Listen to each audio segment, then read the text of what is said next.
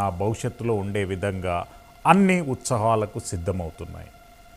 హైదరాబాద్, విశాఖపట్నం, విజయవాడ పలు కీలక నగరాల నుండి వేలాది సంఖ్యలో భక్తులు రామ మందిర ప్రతిష్టాపనోత్సవానికి బయలుదేరి వెళ్ళారు. దేశవ్యాప్తంగా కూడా ఉత్సాహం కొనసాగుతుంది. ఈ అంశంపై ప్రైమ్9 న్యూస్ మీ గురించి ప్రత్యేకంగా ఎప్పటికప్పుడు అప్డేట్స్ అనేది అందిస్తుంది. ఈరోజు ప్రైమ్9 న్యూస్ ప్రైమ్10 డిబేట్లో ప్రధానంగా వైఎస్ ఆశయాలను సిద్ధించుకునేందుకే తాను కాంగ్రెస్ పార్టీలో చేరినట్టు వైఎస్ షర్మిల గారు స్పష్టం చేశారు. మరోపక్క అంబేద్కర్ విగ్రహ ప్రతిష్టాపన నుండి ఇప్పటి వరకు పలు పొలిటికల్ కాంట్రవర్సీస్ అనేటటువంటివి కొనసాగుతున్నాయి.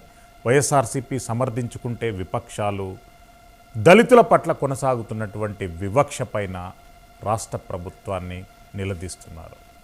ఈరోజు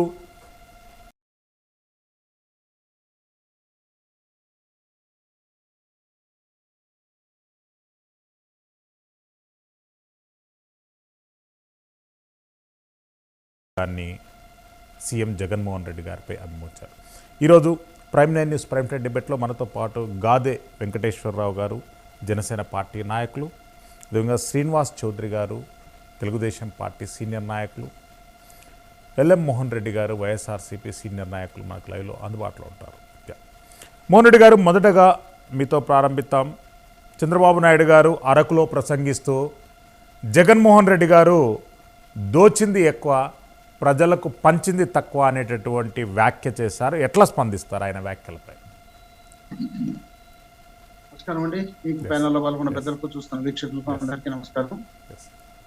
చంద్రబాబు నాయుడు గారికి అది అలవాటు కాబట్టి అలవాటు ప్రకారం ఆయన మాట్లాడుతుంటాడు. ఎందుకంటే ఏ ప్రాంతానికి వెళ్ళినా కూడా నేను ఫలాంది చేసినాను, ఫలాంది చేస్తాను అని చెప్పడు తప్ప ఇంకా కావాల్సినవి అన్ని చెప్పుకుంటా పోతుంటాడు. పోయినసారి చెప్పినట్టు ఈసారి చెప్తే మళ్ళీ నమ్మరని మళ్ళీ ఈసారి కొత్తగా చెప్పుకుంటారు సార్. ఈసారి చెప్పినట్టు మళ్ళీ ఎలక్షన్కి వచ్చినప్పుడు మళ్ళీ కొత్తగా చెప్పుకుంటారు సార్. అంతే తప్ప ఆయన చెప్పినట్టు ఏ ఒక్కటి అమలు చేయలేదు. ఆయన చేసినటువంటి కోట్లాది రూపాయల అవినీతి కేసుల్లోనే ఆయన ఇరుక్కొని ఉన్నాడు. ఆ కేసులన్నీ ఇంకా మళ్ళీ తిరగదొడితే లేనిపోని అంటే బయటకు వచ్చే పరిస్థితి కూడా ఉండే పరిస్థితి లేదు. అలాంటి వ్యక్తి ఆయన వచ్చి నీతులు చెప్తున్నాడంటే వినే వాళ్ళకు ఇంకా దయాల వేదాలు వల్లించినట్టు కనిపిస్తా ఉంది. అది ఏదో ఇష్టం వచ్చినట్టు ఇప్పుడు జగన్మోహన్ రెడ్డి గారు ఏం చేసినట్టు రాష్ట్ర చరిత్రలో ఇంతవరకు ఏ ముఖ్యమంత్రి చేయని విధంగా చేస్తే ఒక్కటి కాకుంటే ఒక్కటన్నా ఇది ఫలాన్ని మంచి పని చేసినాడు జగన్మోహన్ రెడ్డి గారు చెప్పిన సందర్భాలు ఏమైనా ఉన్నాయి? పోనీ ఏం చేసినట్టు ఒక్కటైనా నేను ఇదో ఈ ఫలానా మంచి పని చేసినాను పోయి చెప్పి ఈ మంచి పని మళ్ళీ నేను చేస్తాను, నాకు చేయండి, ఓటేయండి అని చెప్పే చరిత్ర ఏమన్నా ఉందా? 14 సంవత్సరాలు ముఖ్యమంత్రిగా ఉన్నటువంటి మీరు నేను 14 సంవత్సరాలు ఈ కార్యక్రమం చేసిన, ఈ కార్యక్రమం ఇంతవరకు ఎవరైనా టచ్ చేయలేని కార్యక్రమం చేసినానని చెప్పుకునేది అనుకుంటే, రాజశేఖర రెడ్డి గారు ముఖ్యమంత్రిగా ఉన్నప్పుడు 5 సంవత్సరాల 3 మాసాలు ఉంటే ఆయన చేసిన పథకాలు ఏ ముఖ్యమంత్రి ఇచ్చిన దాన్ని టచ్ చేయలేని పరిస్థితి ఉంది, దాన్ని పెంచాల్సిన పరిస్థితి ఉంది, అంటే తీసేసే పరిస్థితి లేదు. ఈ రోజు జగన్మోహన్ రెడ్డి గారు వచ్చిన తర్వాత అంత 4 ఇంతల కార్యక్రమాలు చేసే కార్యక్రమం చేస్తుంటే జనం బ్రహ్మాండంగా ఆదరిస్తున్నారు, అభిమానిస్తున్నారు, ఆయనకు జయజయలు పలుకుతున్నారు. దాన్ని మర్చిపోయేది ఎక్కడ పోయినా కూడా ఏదైనా చేసే కార్యక్రమం చెప్తూ జగన్మోహన్ రెడ్డి గారిని మాత్రమే తిట్టే కార్యక్రమం చేస్తారు. వ్యక్తిగతంగా టార్గెట్ పెట్టి నీచుడు, దౌర్జన్యపరుడు, దోచుకున్నాడు, దొంగ, ఇది అది అని ఆయన ఇష్టం వచ్చినట్టు ఆయన మాట్లాడతారు. జగన్మోహన్ రెడ్డి గారు ఏదన్నా మాట్లాడితే ఆయన వ్యక్తిగతంగా నా మీద దాడి చేస్తున్నారు, ఇంకోటి అని రకరకాలుగా మాట్లాడతారు. ఏమన్నా సభ్యత, సంస్కారం, అంత పెద్ద వయసు వ్యక్తి ఒక చిన్న 40 సంవత్సరాలు ముఖ్యమంత్రిని పట్టుకొని ఆయన ఇష్టాచారంగా మాట్లాడుతూ పోతుంటే జగన్మోహన్ రెడ్డి గారు ఏమన్నా రామభక్తుడు ఆడ కూర్చొని భజన చేసుకుంటూ కూర్చోండి రామాలయంలో ఆడ అయోధ్యలో ఆడే పూజారి కాదు కదా. జగన్మోహన్ రెడ్డి గారు ఒక రాజకీయ పార్టీ పెట్టారు. రాజకీయ పార్టీ పెట్టిన తర్వాత రాజకీయ వేదికల మీద రాజకీయ కార్యక్రమాలు ఖచ్చితంగా పాల్గొన్న తర్వాత అభివృద్ధికి సంక్షేమం ఏకైనా చేసేటి చెప్పుకున్న తర్వాత ఆ ప్రతిపక్షం ఏం చేస్తుంది, ప్రతిపక్షం ఏ విధమైనటువంటి అభిప్రాయాలతో ముందుకు వెళుతుంది, దాన్ని చెప్పాల్సిన బాధ్యత ఒక ముఖ్యమంత్రిగా ఆయనకు ఉంది. బయటకు వచ్చి మాట్లాడితే బయటకు వచ్చినాడు, లక్షల కోట్లు ఖర్చు పెట్టినాడు అంటారు. బయటకు రాకపోతే బయటకు రాలేదు అని చెప్తారు. లోపల నుండి బట్టలు నొక్కి ఏదైనా కరోనా టైంలో పాడు ఇబ్బంది ఉన్నప్పుడు అక్కడ నుండి జనాలకు ఇబ్బంది పెట్టకూడదన్న ఉద్దేశంలో భాగంగా బయటకు రాకుండా బట్టలు నొక్కితే అప్పుడంతా బయటకు రాలేదు అంటారు. బయటకు వచ్చి మాట్లాడేప్పుడు ఈ విధంగా మాట్లాడుతున్నారు. ఏది తోస్తే అది మాట్లాడుతున్నారు.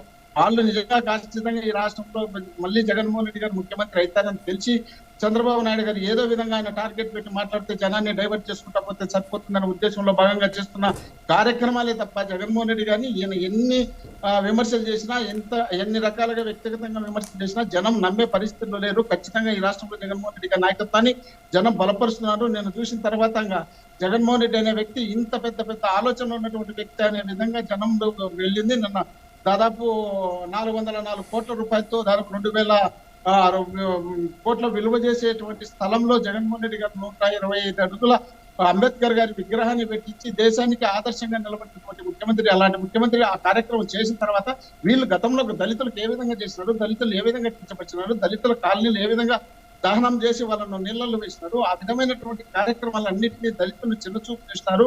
ఆ చిన్న చూపు చూసిన విషయాన్ని చెప్పాల్సిన సందర్భం వచ్చినప్పుడు చెప్పినాడు.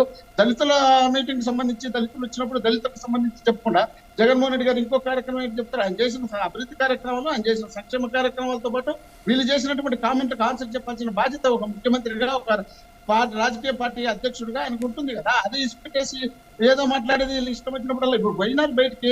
మేము జనసేన వాళ్ళు ఇద్దరు ఇంతవరకు అలయన్స్ పెట్టుకుంటారో లేదో తెలుసు, పెట్టుకుంటారో లేదో తెలుసు. రేపు కాంగ్రెస్ పార్టీ మళ్ళీ పుంజుకుంటే అవసరం వచ్చి కాంగ్రెస్ పార్టీతో కలిసిపోతానని చెప్పి వాళ్ళని దూరం పెట్టిపోయే పరిస్థితిని జనసేనలు ఆల్రెడీ బీజేపీతో కమిట్ అయినారు కాబట్టి బీజేపీతో వాళ్ళు ఉండాలి కాబట్టి బీజేపీతో ఉంటారనే ఉద్దేశం ప్రజల్లో ఉంది కాబట్టి వాళ్ళను ఒకవేళ బీజేపీ వాళ్ళకి ఎటు మైలేజ్ రాకపోతేనో లేక మా మీద కేసు లేదన్నా ఏమి ఇబ్బంది ఉండవులేనిచ్చాను మళ్ళీ బీజేపీ వాళ్ళని కూడా వదిలిపెట్టేసి కాంగ్రెస్ తో కలిసేదానికి, కాంగ్రెస్ కి ఏమైనా మైలేజ్ పెరిగితే అక్కడ కేంద్రంలో వాళ్ళతో కలిసిపోయేదానికి కూడా ఆయన సిద్ధంగా ఉన్నాడు. కాబట్టి అలాంటి వ్యక్తి మాట్లాడితే ప్రజలు రిసీవ్ చేసుకునే పరిస్థితిలో లేరు. ఖచ్చితంగా మోహన్ రెడ్డి గారు మళ్ళీ వస్తానండి. శ్రీనివాస్ చౌదరి గారిని అడుగుదాం, అది ప్రజలు ఎట్లా రిసీవ్ చేసుకుంటారు ఏంటన్నది. చంద్రబాబు నాయుడు గారు జగన్మోహన్ రెడ్డి గారి పైన ఒక వ్యాఖ్య చేశారండి. జగన్ దోచింది ఎక్కువ, జనాలకు పంచింది తక్కువ. ఎట్లా స్పందిస్తారండి దీనిపైన? మంచి సబ్జెక్ట్ ప్రజల ముందు పెట్టిన